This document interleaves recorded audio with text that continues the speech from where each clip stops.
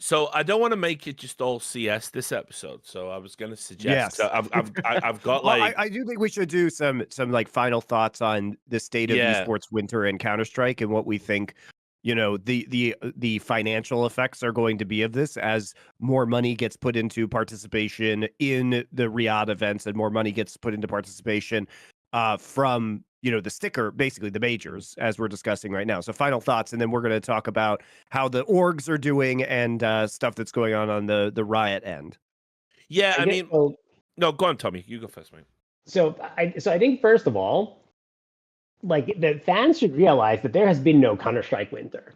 Because of the Paris stickers, everybody Yeah. has been pouring money into Counter-Strike. Counter-Strike has been fully exempt from like any winter. So like if people think that like, something, if the economy starts doing better, like all of a sudden like things change, like no, like people have been just like essentially betting the house on qualifying for the major and spending as if they were gonna qualify for the major. Like there's been I think like the most amount of money spent in buyouts in the last 12 months in the history of Counter-Strike, like easily. It's not even close. Like I don't think there's any period that gets to even like a third of that. So like first of all, Counter-Strike has had no winter. Like Counter-Strike has seen increased spending at the expense of every other game where spending has generally gone down. Just wanted to put that out there. No, that's Great. fair. I mean, it's kind of. I mean, just to push back a little on that, I would say it's kind of deceptive in the sense that when the winter first came in, there were, some people did make some adjustments.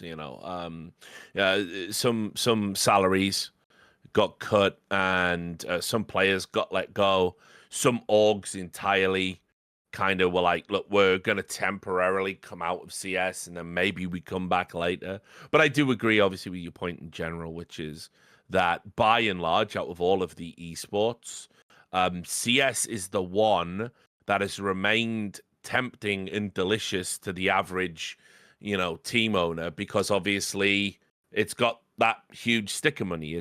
You can do a smash and grab effectively. You can. Yeah, I think there's been cuts for sure. I wouldn't say that there haven't. I just think like many of the teams already started doing that like a year ago, or I guess like a year prior, so 2 years ago Yeah. now, when the whole shift towards like maybe if you have three very expensive players, you need to like kind of academy promotions. Yeah, exactly. Like yeah, that, like teams started doing that. Mouse, classic example Correct. of like min-maxing and things like that. Yeah, for sure. Look, my final thoughts on it are kind of this. It's like, look, we really need to be certain that in the post partner league wasteland, whatever kicks that off, whatever that looks like, and as I said, I don't even think it's what people think it is. I think Blast tournaments get appreciably shitter. Like I even looked, by the way, at this. I'll just say here, like I looked at the Blast Spring Showdown. Now I know it's the showdown, right? But I was looking at the matches, and I don't know. I'll just read you some of these matches, guys. Tell me if you're getting a little tingling in your tra-la-la over the prospect of watching some of these games. Cloud9 versus, wait for it, Rare Atom. How are we feeling about that one? Oh, don't worry. Later on in the day, you've got Falcons versus Metisport. Okay, right. No, don't worry. It gets better, though. There's a real nice... Thursday's got an absolute banger to end. Monte, without its IGL, versus Imperial. So, I mean, and it's like, guys, you're fucking killing me with this. So, and by the way, the Blast schedule is like three best of threes a day. So it's not like it's like, like the old school round robin where like, sure, you have like a couple of bad games here and there. You go eat your lunch or you have dinner during that time or, whatever you're going to do. And then you tune into the next game. Like, no, like your day is two of those games. Yeah, and in just overall, the viewership's going to be terrible in those games. It's going to be like 20,000, 30,000. People are going to be barely interested, and that I know it's a showdown, so I'm obviously being a bit harsh, but ultimately that's kind of the future of what Blast's going to look like in a post-partnership league, where it's going to be, there's this expectation you're going to run qualifiers and teams that aren't quite as good are going to get through, and it's not going to be quite as exciting. It's going to lose a little bit of its luster. And meanwhile, you're going to have the big shining beacon of ESL, Riyadh events, all of their stuff. And then basically, if you're a team that isn't in that circle, you're going to have the RMR. And, you know, a lot of Dota teams have had to live with this reality of there is one tournament a year. I mean, we're blessed in the sense we get two.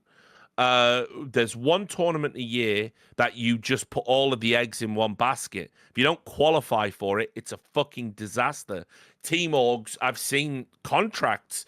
They were specifically drafted. So it was like they used to have these clauses for their Dota teams that used to say, you know, if you win a prize over $1 million, and obviously I'm going back a while, but that was, you know, this is what I used to joke and call the TI clause. Our cut of the prize money goes up from its usual 10 or 15% up to 50, because, you know, the orgs wanted to fucking cash in on it as well, but it didn't matter. Because, you know, hey, it's still this top 8 at a TI's fucking great money. So, you know, the whole scene was all tailored around this one tournament. And go talk to anyone in Dota. Has it been good? Has this glorious open circuit been good? You know, no. It's all about TI or bust. And talent doesn't develop. It doesn't come through. People get jaded. People don't make salaries. And you know, it probably won't be as bad, but unless we fill the void of what we're replacing, it could be bad. It could be very bad for CS. So we need people to come in and commit to fill in the gap, and maybe even actually run parallel tournaments and say, okay, you're not going to be in Blast, you're not going to be in ESL, you're not going to be part of the Saudi collective, but don't worry, there are going to be tournaments that we're going to risk running up alongside ESL just for you guys. So let's try and make it work, you know. But you know, in my experience, people don't have a tendency to cooperate in Counter-Strike. They only want to be part of the biggest thing. Yeah, and TI like famously was has been a train wreck for Dota for like years and years. When people were saying like, why can't we have a TI for CS? And you know, I think people who understand what it's done have always said like it's worse. I used to want one. I used to want one because I was jealous of it as a spectacle and all the press it used to get. Actually, you know, like having seen how destructive it's been to that scene, we definitely dodged a bullet with that one. Yeah. Now, on the other hand, I think like we've kind of created the same system like you alluded to with the stickers. And like what I suggested when like the parry sticker numbers came out is like maybe, or this might have even been in the article, it's like one way to think about it is like maybe instead of the, you know, previously the kind of the bubble used to be 0 and 500K. So like, you know, when a team like might be $250,000, like that's like seems somewhat manageable. Now the bubble is like between 0 and, you know, maybe it's 2.5 or 3.5 million, whatever the number ends up being. So it's like 1.5 million. Like if the number's that big, maybe the RMR teams should get like a little bit of money. Maybe you should just like spread it a little wider. Like if you actually care about making the ecosystem healthy, maybe there should be more than 24, you know, like some difference between the two majors. It's like 30 to 32 teams probably a year that get stickers. Like maybe instead of 30 could be 60, and like the bottom tiers would get, you know, instead of 2.5 million, they'd get 175, and the RMR teams would get 750 or whatever. Like I think like that would probably promote a healthier ecosystem as like one potential solution. Well, or you do what they do in Valorant, and you actually enable the big esports orgs that participate at the major. We can do the sticker thing because that's very good for Valve. But you know, why can't all the top 8 teams at a major have like purchasable cosmetics in the game, and everyone takes a cut? You know, something like that. You know, why Valve? I mean, again, I know we're flogging a dead horse. We've talked about this for years, but I mean, you know, I've had all these ideas about this. There's all these incredible ways to like monetize the platform you've got, and we know Valve aren't resistant to it because, you know, we're just going to change the game balance so we can have a fucking cosmetic for a gun that never had one. You know, they've done that on a couple of occasions. It's like they obviously do want to make money from the cosmetics, but again, I believe it's all rooted in this idea that they don't think the orgs do anything realistically in the ecosystem, so they'd much rather go to the players directly, which, by the way, do that then. You know, why not? Like, I mean, I've said this before as well. Think about all the players that came through at the start of the game that made fuck all. And, you know, even in NFL, they've turned around and done like catch up little revenue pools where it's like, listen, you got fucking wrecked, but your body's still wrecked at 58 and you've got all these medical bills. So the Players Association's going to kick back a big chunk of change, you know, from a pool of millions so you get your cut. Well, why can't we have like, I don't know. Time to make the joke about the PA in CS. yeah, exactly. So, you know, but like, why not have, like, say, for example, you know, I was talking about it on stream the other day, just spitballing ideas, but why don't Valve create their own Counter-Strike Hall of Fame, one that's recognized, and each of the inductees that you come in, it comes, you know, they induct 6 players every major, let's say, and there's a special, you know, thing you could buy, a cosmetic that commemorates a great play or something on the side of a gun, and the gun is their signature weapon. And those old players who aren't even associated with orgs in a lot of cases now, they get a cut. They'd sell like fucking hotcakes. Who wouldn't want to get right AK? Oh, of course. Yeah. I mean, you imagine all the legends, Pasha, Scream, everyone would get it, wouldn't they? Yeah, Guardian, exactly. Sure. And like I say, if Valve's taking, I mean, even if Valve were taking 75% off the fucking top, that 25% would be life-changing money for players like Pasha and Scream and all these legends, Kenny S. You know, so it's like there's all these ways that if you want to bypass the orgs, you can, Valve. But, like, you have to do something because right now we've just got one big dragon horde of sticker money that everyone is making a beeline for. And ultimately, they don't care about anything else in the game beyond that. They don't even care about the tournament they then go on to attend. And I just can't imagine that's, like, good long-term for the future of the game, which, by the way, the game's not in a great place right now. There's no guarantee that this goes on to achieve the same heights of a CSGO. So you really need to get everything, you know, all your ducks in a row, and Valve aren't doing that. I would just explain my final thoughts on the CS part by using an actual analogy. I'll use Astralis as a team because they were the greatest CSGO team of all time and accomplished the most things and all the rest of it. So they should be considered one of the standards. Like, to me, Astralis in Counter-Strike, whether they have the team or not, it's like Manchester United in the Premier League, isn't it? It is the iconic poster boy team, whether they're in good shape or not. In fact, you could say they could even be considered a bellwether of where the league is at and how the finances work. So what I would explain is like this, because the reason I'm going to have to explain this a bit didactically is I'm now going to address I used to think it was pro players too, Richard, but I've actually learned pro players are only the second most entitled group of people in esports. The most entitled, hands down, are fans. Yeah, because the fans expect everything for free, and they expect things like, well, what if I just take out like the financial subsidies you're getting, but then I just tell you to spend more money, dickhead?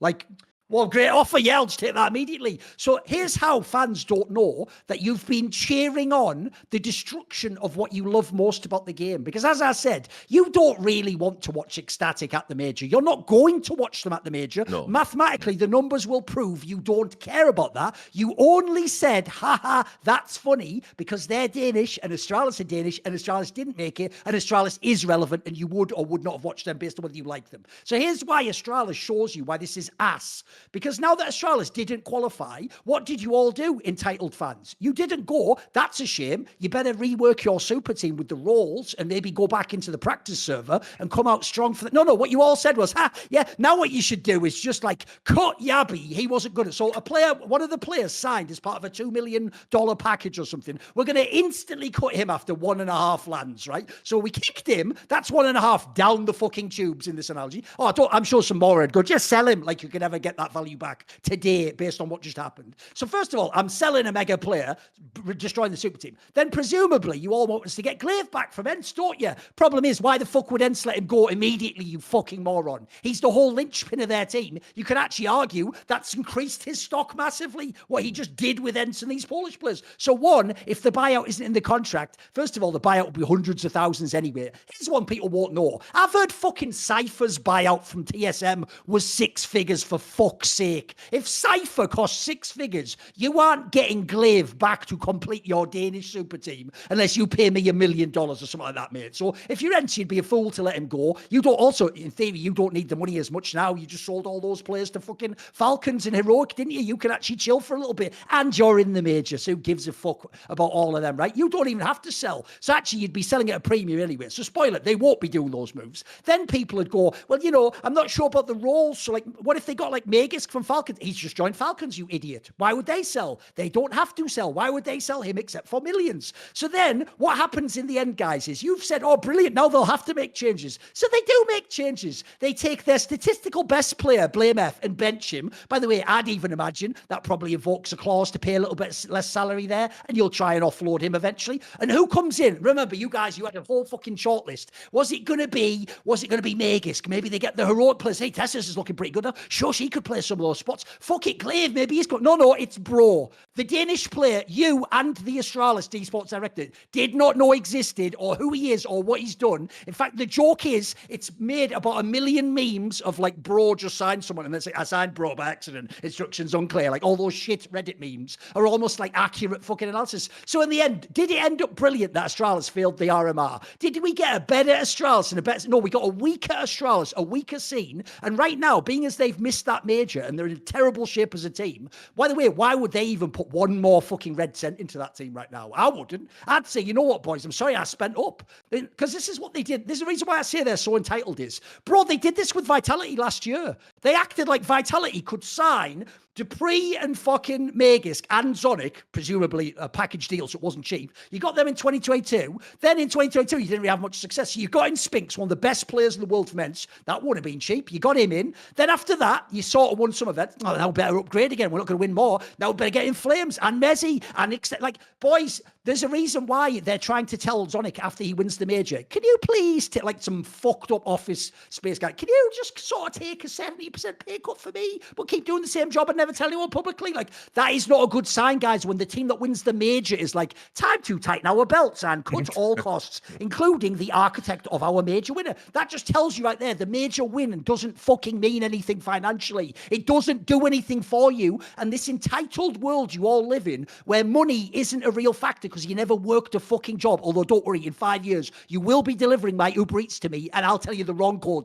shithead, just to fuck your whole account up, prick. So anyway, and after all that, you just demand these teams are fucking like Man City and just make insane signing after insane signing. And if it doesn't work out, just spend 10 million more. And at the end of it all, when it's all come back to be a bunch of shite at the ASWC Saudi event, and it's all shit, and none of those teams, like I said, none of your Montes, your Gamer Legions, Apex, are even allowed to even the chance to qualify into those tournaments, you'll all bitch and mourn. Meanwhile, you cheered on this world coming through. Like, essentially, here's my analogy. Just because you don't like the way the Harkonnens run fucking Arrakis, you're fine with a galactic jihad where hundreds of millions must die because you don't know the concept of better the devil you know. And like, you know, in this particular scenario, like you can't put the obvious other analogy, Chesterton's fence. You don't know what you are taking the fence. What was the fence there for? You don't know because you don't know the revenue of the industry. Even though sadly, the conclusion is just read the article Tomi wrote. It's all fucking plain text. If you just understand actual English language words, it's all there. Explains completely. Like he said, he explains even different scenarios. If you don't make it any majors, you might lose like 3 million. If you make one, you might make. He literally puts it all out there for you. So